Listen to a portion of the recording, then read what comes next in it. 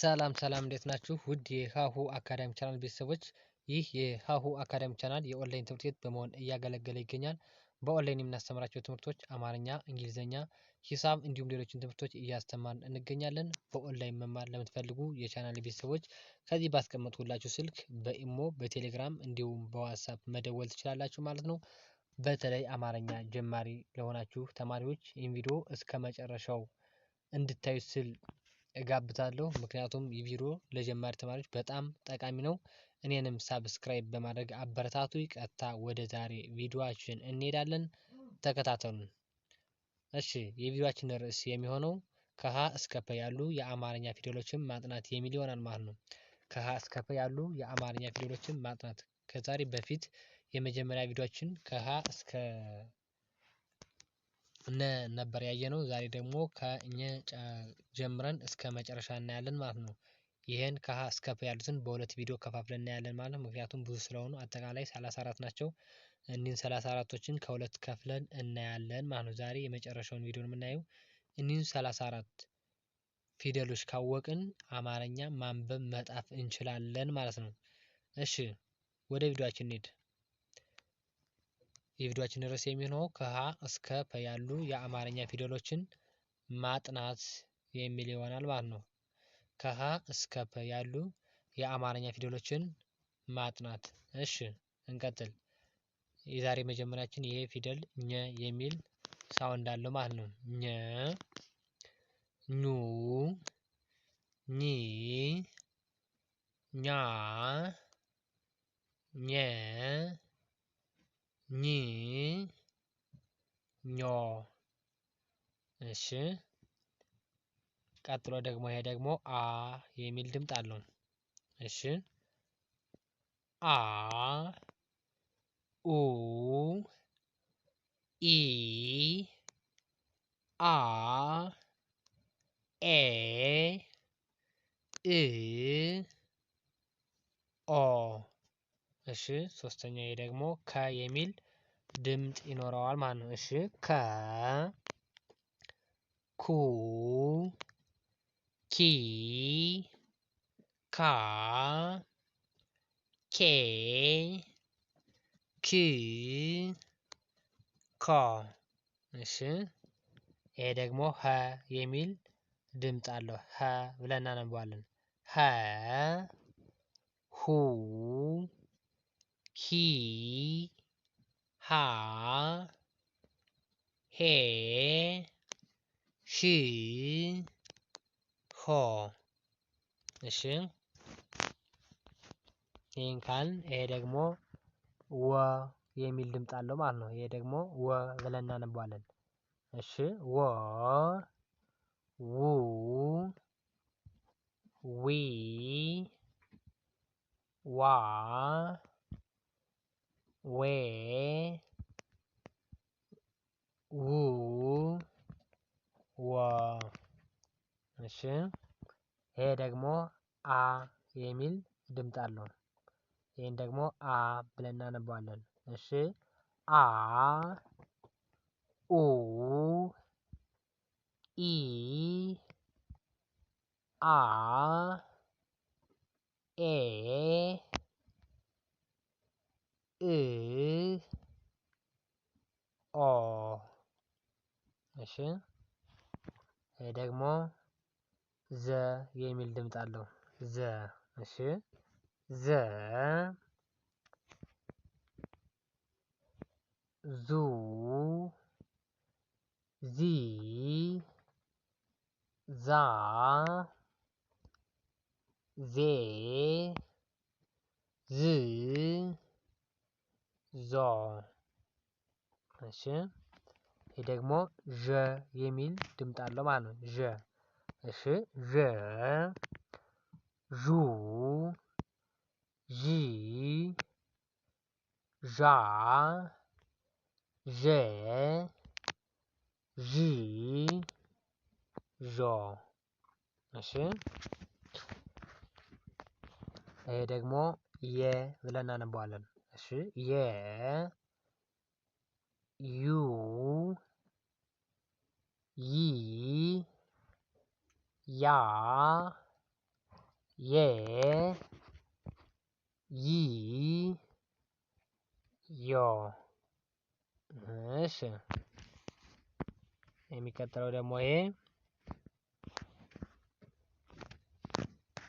ደግሞ ደ የሚል ድምፅ አለው ማለት ነው። ደ ብለን እናነባለን። ደ ዱ ዲ ዳ ዴ ድ ዶ። እሺ ይህን ካየን ይሄ ደግሞ ጀ የሚል ድምፅ አለው ማለት ነው። ጀ። እሺ ጀ ጁ ጂ ጃ ጄ ጂ ጆ። እሺ ይህን ካየ ይሄ ደግሞ ገ የሚል ድምፅ ይኖረዋል ማለት ነው። ገ። ይህን ገ ነው።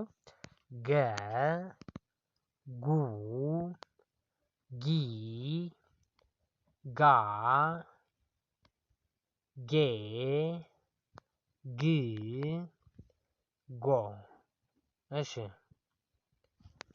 ይሄ ደግሞ ጠ ብለን እናነባለን። ጠ ጡ ጢ ጣ ጤ ጥ ጦ። እሺ ይህን ካል ደግሞ ጨ የሚል ድምፅ አለው። እሺ ጨ ጩ ጪ ጫ ጨ ጪ ጮ። እሺ ይሄ ደግሞ ጰ የሚል ድምፅ አለው ማለት ነው። ጰ። እሺ ጰ ጱ ጲ ጳ ጴ ጵ ጶ። እሺ ይሄ ደግሞ ጸ ብለን እናነባለን። ይሄ ጸ የሚል ድምፅ አለው ማለት ነው። እሺ ይሄ ጸ ጱ ጲ ጳ ጴ ጵ ጶ። ኦኬ ይህን ካልን ይሄ ደግሞ ፈ የሚል ድምፅ አለው። እሺ ፈ ፉ ፊ ፋ ፌ ፍ ፎ። እሺ የመጨረሻው የአማርኛ ፊደል የሚሆነው ፐ ነው። እሺ ይሄ ፐ ፑ ፒ ፓ ፔ ፕ ፖ። እሺ ይህን ካየን እስኪ እያንዳንዳችሁ ፊደል ደግሞ የመጀመሪያ ፊደል ከሁለተኛው፣ ሁለተኛው ከሶስተኛው፣ ሶስተኛው ከአራተኛው እንዲሁም ከአምስተኛው በምን መንገድ ይለያሉ የሚለውን እስኪ እያንዳንዱ። እሺ ለምሳሌ የመጀመሪያ ፊደሎችን ብዙ ጊዜ ስናይ ምንም አይነት ቅጥልም ሆነ የሆነ ነገር የለበትም። ምክንያቱም የመጀመሪያ ፊደሎች ብዙ ጊዜ ወጥ ናቸው ማለት ነው። የሁለተኛ ፊደሎችን ስናይ ግን ከአንደኛው በሆነ ነገር ይለያሉ። ስናይ የሁለተኛ ፊደሎችን ሁሎችም ከጎናቸው ስናይ በቀኝ ጎናቸው ማለት ነው ሁሎችም ቅጥል አላቸው ማለት ነው። እሺ ሁሎችን ማየት እንችላለን። ሁሎችም ከጎናቸው ቅጥል አላቸው ማለት ነው። ይኸው ሁሉንም ማየት እንችላለን። ሁሉም ከጎናቸው ቅጥል አለው ማለት ነው። እሺ እያያችኋ ሁሎችም ከጎናቸው ቅጥል ሲኖራቸው የሶስተኛ ፊደል ደግሞ የሶስተኛ ፊደልን ስናየው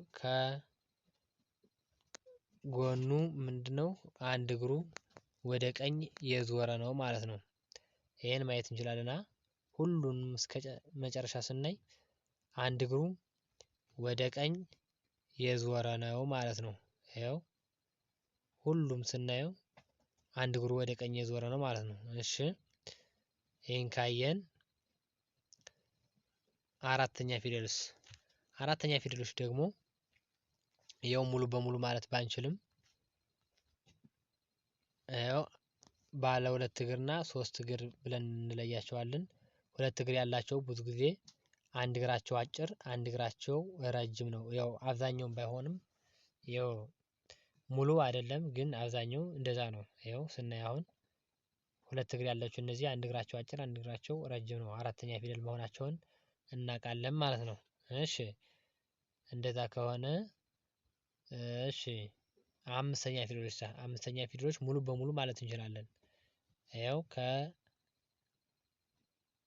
ከአምስተኛ ፊደሎች ሙሉ በሙሉ ከቀኝ ጎናቸው ሙሉ ቀለበት ያሰሩ ናቸው። ይኸው ሙሉ በሙሉ ነው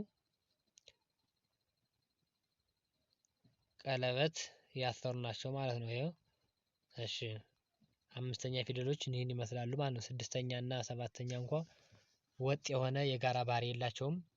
ሌሎች ነው ያላቸው ሁለተኛ እና አምስተኛ ያው ሙሉ በሙሉ ተመሳሳይ ባህሪ ነው ያላቸው።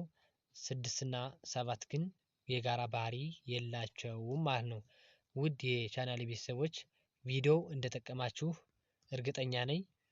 ቪዲዮውን ደግሞ ሳብስክራይብ ያላደረጋችሁ ሳብስክራይብ አድርጉ። በኦንላይን መማር ለምትፈልጉ ቤተሰቦች ደግሞ ከዚህ ባስቀመጥኩላችሁ ስልክ በኢሞ በቴሌግራም እንዲሁም በዋትስአፕ መደወል ትችላላችሁ ማለት ነው። በቀጣይ በአዲስ ቪዲዮ እስክንገናኝ ድረስ መልካም ጊዜ ይሁንላችሁ። ሰላም ሁኑ።